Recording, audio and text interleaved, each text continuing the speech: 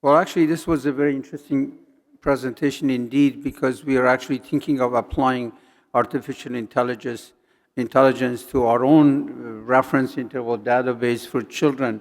So a very pertinent presentation. I want to thank the organizers for inviting me, particularly colleagues at Informal Markets, delivering support service to clinical teams. And in many ways, the lab is really acting as a center, sort of center of with a central role in healthcare delivery. That means identifying risk factors and symptoms, diagnosing disease, determining appropriate treatment. Actually does require lab testing, evaluating response to treatment. To use it. And when all those components come together, we can see success with all the wonderful things we've all talked about. Right. Okay. So moving forward, can we kindly, if we're not participating, mute yourself so we have less echo, and then unmute yourself if you want to make a comment. Do we have any questions from the online and or the live participants, or should I continue? Okay. Yes, please. We have a colleague with us from the session here. We have another colleague. Please go ahead. Thank you very much. Introduce yourself, and Hi, as usual. I'm Dr. Farooq Sheikh from Al Ain Hospital. My question is basically from physician perspective. You know, the focus is definitely a patient care.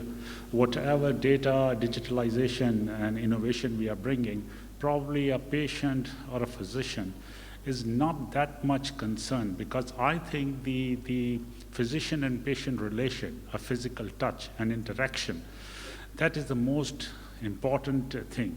From the audience about when to operate on a defect or this cesarean niche, and if there is value from operating to prevent the risk of having a cesarean scar. This little point about CTG.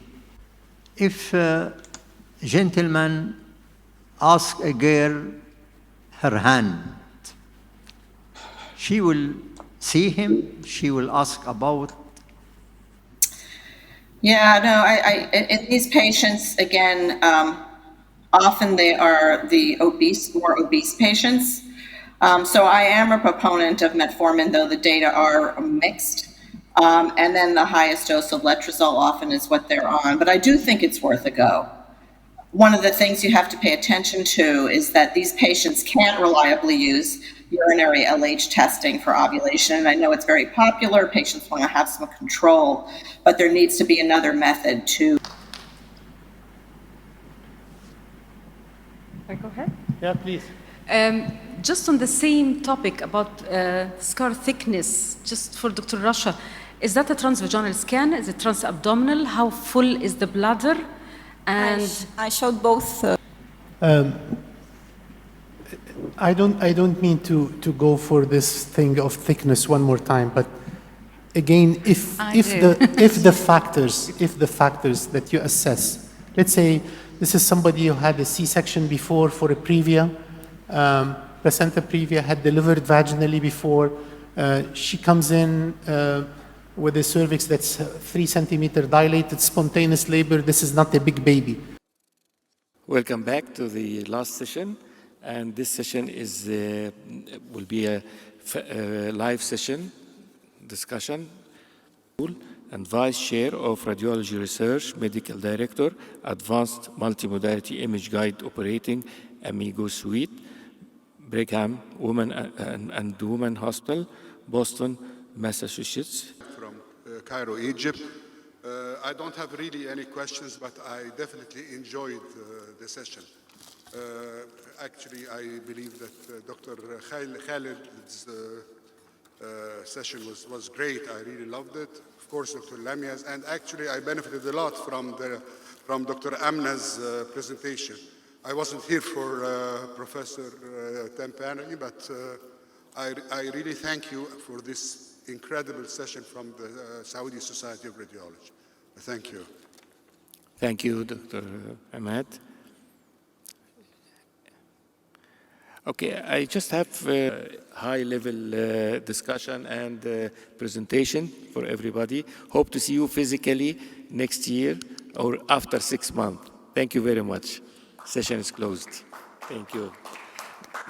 Thank you. Now, I think we have to close the last day and the whole conference. And just want to mention that this conference, although it was remotely and done as the first time, multiple comorbidities at play. And each one of these comorbidities makes our management of them a little bit more tricky, right? The research around immediate prosthetic fitting is well documented. I'm not going to spend any time on it. If you're interested in this conference, you know these statistics better than I do. We know that at the end of the day, immediate prosthetic fitting saves lives. The sooner you get a patient up and moving, the better his outcome is going to be. We see it again and again. Everything from the from his cardiovascular pulmonary function down to his psychologic